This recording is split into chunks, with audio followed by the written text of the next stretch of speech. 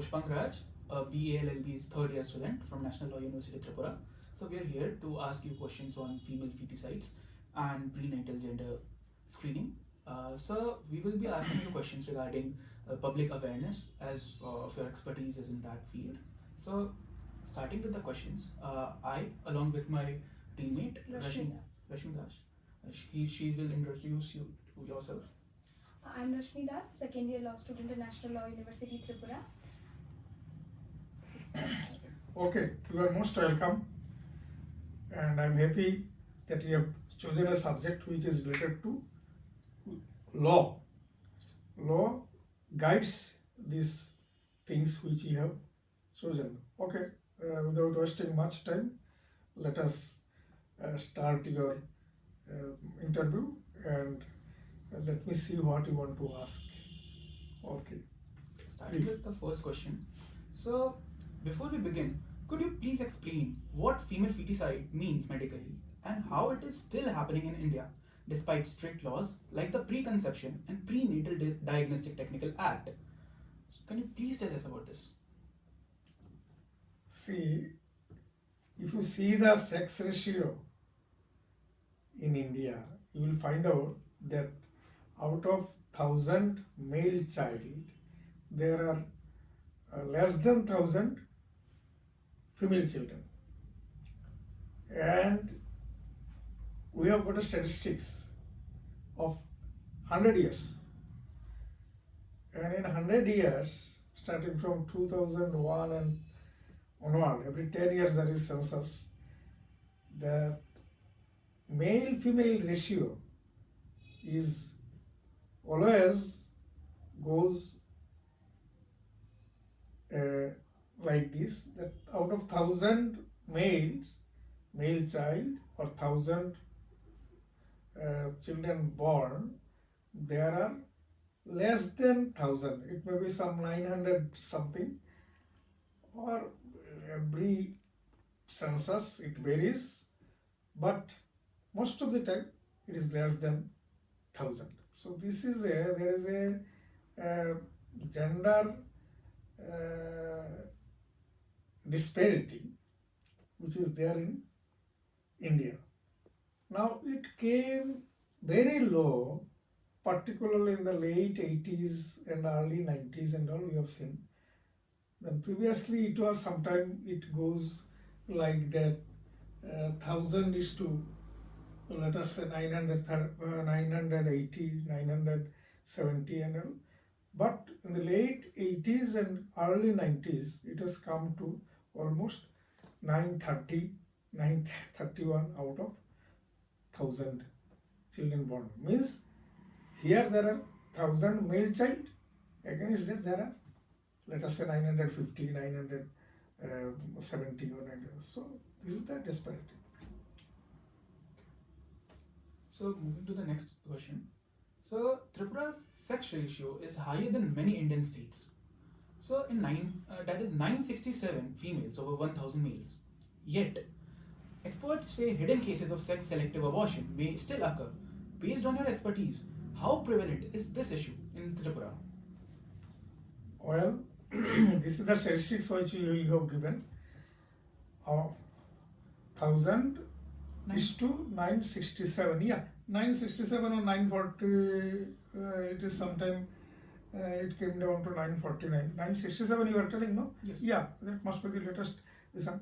There also there is a gap. There is a gap. So sex-selective abortion you are talking. To go for a feticide means you have to abort the female child. I don't think that it is very prevalent in Tripura, because here the society is a bit liberal. We don't mind if there is a girl child in the family. So even though there is a gap between male and female ratio, but I don't think there is much pressure. You talk pressure in my day-to-day practice. I don't find this pressurization by the parents or the patient for sex selective abortion. Okay. So, moving to the next issue. Sir, what role do hospitals, ultrasound clinics, and medical practitioners play in ensuring compliance with the PCP-NDT Act, and what is the surveillance mechanism for continuous monitoring? Are there any gaps that need to be still addressed in the current society, sir? According to you, like you witnessed patients coming every day to you. So, do you think there are still gaps that need to be addressed? First, what you told, ultrasound clinics and? Ultrasound clinics and medical practitioners also. Yeah. So, after the advent of this ultrasound has become now very common. And as you know, this ultrasound machine can determine sex of the fetus. But it is not 100% confirmed, but it can. So after this ultrasound came, see, there is a lot of sex selection and other things. And sex selection by itself is not the end in itself. It is not the end in itself. It is sex selection and then sex selective abortion. Suppose there is a female child, female fetus, and the parents or the patient, they say that I don't want don't want this female child to be born. So if that is aborted, that is sex selective abortion. Now, in terms of all India basis, if we see, in all the North Indian states, even in Eastern India and other states, if this male and female ratio is like that, was what you are saying, out of 1,000 male, there may be some 950 female. But only state is Kerala, where this is just reverse. For every 1,000 male fetus, in Kerala we get around 1,100 female. So there it is good. But in Northern Indian states, it is worst. In Northern Indian state, it is definitely worst. So, Government of India came up with this PCP-NDT Act. PCP-NDT, as you know, it is preconception prenatal diagnostic techniques. There are certain techniques, as you mentioned, ultrasound and other genetic counseling, genetic testing and other things, by which you can determine the sex of the unborn child. So I must agree there are some misuse of these techniques, and sex selective feticides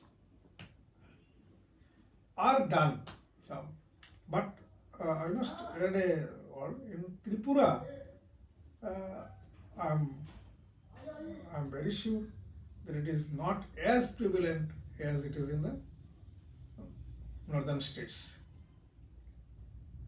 Okay. So, moving to the next question.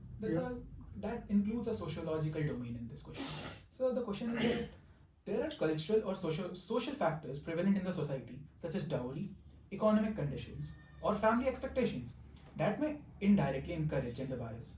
So, what is your opinion about such sociological factors? Yeah, it is there. Opinion, or what we see here.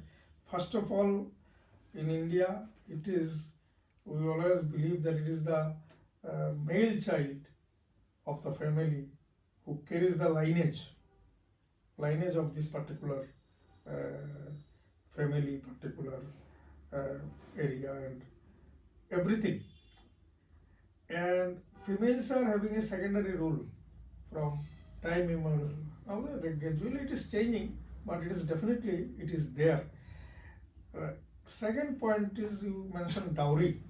That is very that we must understand that when a girl child is born, she has to be married off, and then what happens? Dowry is very much prevalent in India. So along with the girl's parents, they have to give some material, money, and other things to the groom, and that becomes a burden for the family. So they don't want this female child to come into this world. This is our social position. And another thing I will tell you, another act is also that is somehow related to this female feticide, abortion, and other things. That is the succession act. Yes, sir. Yeah, this is also very important because previously it was like that it is the only the male child who will get the property from the son. But over there it has changed. Now the rule is that, now the law is that it is the both the daughter and son of a family will get the equal right of the properties. So that is also another thing. This sociologically, this is parents, they think that if a girl child is born, she will be married after some time. But while going to her in-laws' house, she will carry half of the properties there. So that has to be prevented. We followed it. This is the thing. This is another reason for this type of feticide that take place, female feticide that take place. Now, for this, if you ask me, I must say that it has to be rectified. This type of, because it is a mindset. It is our mindset. Definitely, it is changing. People are thinking. These parents think that it is both the son and daughter. They are my offspring. So this gradually they are agreeing on this law that they should get equal right for this property and other things. But still it is there. I'll tell you about the northern Indian states, particularly Rajasthan, Haryana, Punjab, like this, even Uttar Pradesh. There, in particularly in Punjab and other, lands are very valuable. Property and lands are very valuable. It is agrarian society. Lands are very this one. So half of the land, if while the daughter is married, suppose a particular family is having 10 acres of land, and if the male child and female child is to get equal, then suppose there are 2 children in the family, then half of the things will go. So this family will become poorer by half of the property that they are having.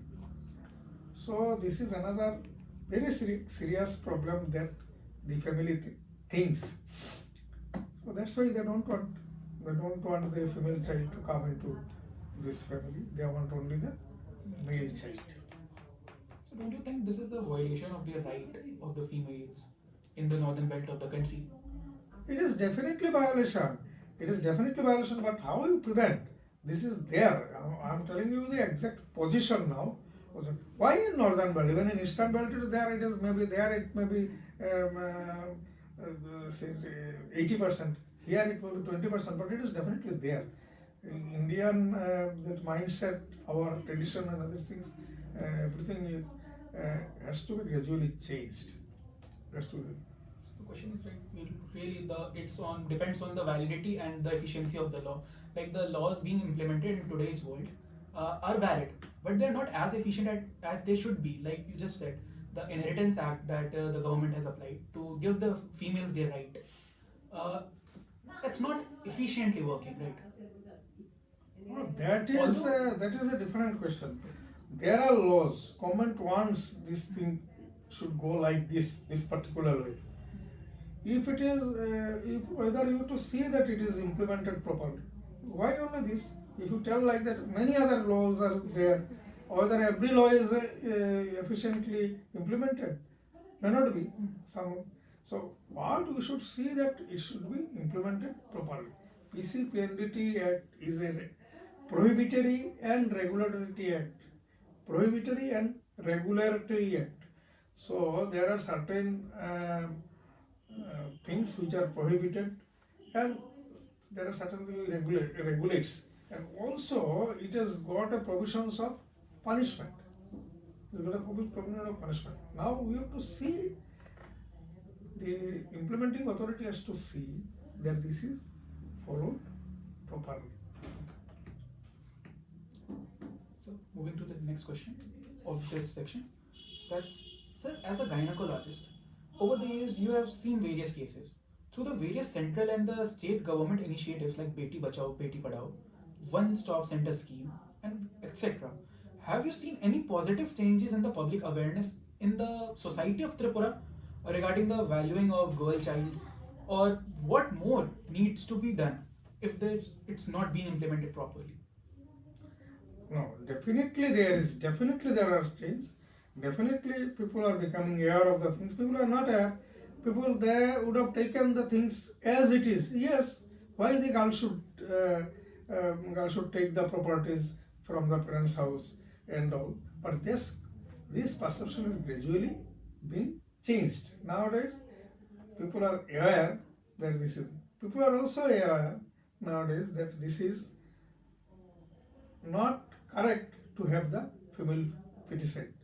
People are also aware that there is punishment for this, particularly in the urban areas. It is because these things are mainly an urban phenomenon, I should say. This going to the ultrasound and tourism in village and other things, it is not that much. So definitely, Beti Bachao, Beti Padhao, and other laws, it has got an impact. Only thing I feel that these laws which are there, it should be properly implemented. And the supervisory authority, NDT Act has got so many supervisory, appropriate authority, supervisory authority, they should do their job properly and find out whether the particular clinic, particular ultrasound clinic, particular genetic clinic, they are doing anything illegal, whether this law is proper, because it is quite detailed. They have got various forms. They have to got the registration. That this inform the appropriate authority how many ultrasound cases has been done. And there is another important thing is that in the ultrasound clinics, they have to write, they have to put in very visibly that female feticide is prohibited by law and it is not done here. Like that. So it is having some impact, but still I feel still more has to be done. So from this point, Rashmi will take the book. Thank you, sir. The first session was really enriching. We came across multiple aspects and a different view of looking at the issues. In a state like Tripura, we have a very integral issue, that is of a child marriage. In our state, we have a prevalent increase in child marriage because in last decades we saw that in many regions where we are unable to reach, there are regions we are not able to connect, but there are due to lack of connectivity and multiple other reasons, the government schemes which are coming up, people are not aware. Due to even after putting multiple efforts, it's very difficult to reach to those places. So as a gynecologist, could you explain in simple terms how the MTP Act that has been amended in 2021 affects the women in Tripura? And are women here more aware of their legal rights regarding abortion? Because if the women are not aware, then I feel that there is no use of having the law, because it is for them and it is to be known by them. So what should be the initiatives and what is your perspective on that? MTP Act actually 73 or 72, I think it was originally enacted. The reason being, there was lot of unsafe abortion. Abortion was not regularized. Who should do the abortion, where it should be done, these things are not there. Anybody are doing abortion, any works, even doctors, but they are not following, there was no rule, nothing like that. So because this unsafe abortion was very high, government thought of regularizing this abortion, and then this MTP Act came. MTP Act was amended several times, the latest being 2021. So, thing is that previously it was like this: up to 12 weeks pregnancy, one qualified doctor could do the abortion, and from 12 weeks in the second trimester up to 20 weeks, two opinion of the two doctors were required. Opinion of the two doctors were required. Now in 21, that amendment, it has increased the length because after so many cases, so many incidents, it was found that sometimes just 22 week size, 23 week size, or 21 week size, we find there's some congenital anomalies and something in the unborn child.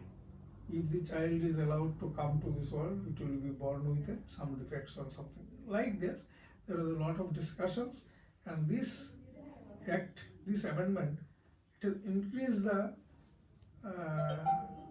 duration of pregnancy up to 24 weeks. 24 weeks. But there also two doctors has to concur that yes, this needs this one supported by documents. That is the changes. And what you asked another?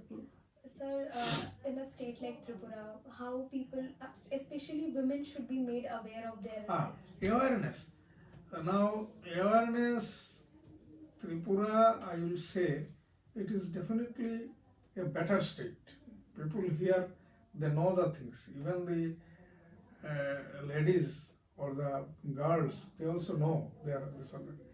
Another thing is that this abortion actually, for many reasons we do, but this act says that there should be, you can go for abortion, but you have to justify why you are doing abortion. There are 1, 2, 3, 4, there are reasons given.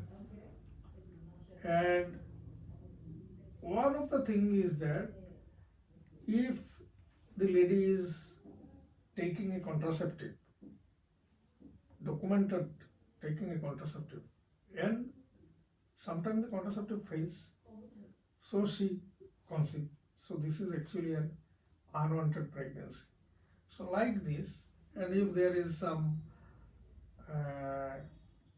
we find that this child will be born with some anomalies, these are the other things.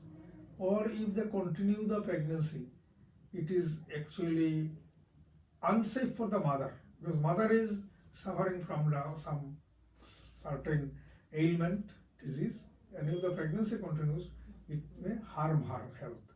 So these are the things we have to consider. And then here people are, in my practice, in our practice, we find that people are quite aware in Tripura that these are the things. They come and they ask for this one, and if the consultant doctor, he thinks that yes, it is justified, you can do this abortion, keeping within the framework of the law. Thank you, sir. Now moving to the next question. Unsafe abortion is still a concern in remote and tribal areas of Tripura, as I have already mentioned in the before question. Now, what medical complication do you commonly see arise from the unsafe practices, and what protective steps should be taken? Yeah, unsafe abortion is definitely decreased, particularly in Tripura, but it is there, particularly in remote areas. So, remote areas, and even in some let us say towns and this, and also where the patient doesn't go to the proper person and go to some quacks, so they suffer from various complications. The most important is heavy bleeding, then going for anemia, and there sometimes infection is there.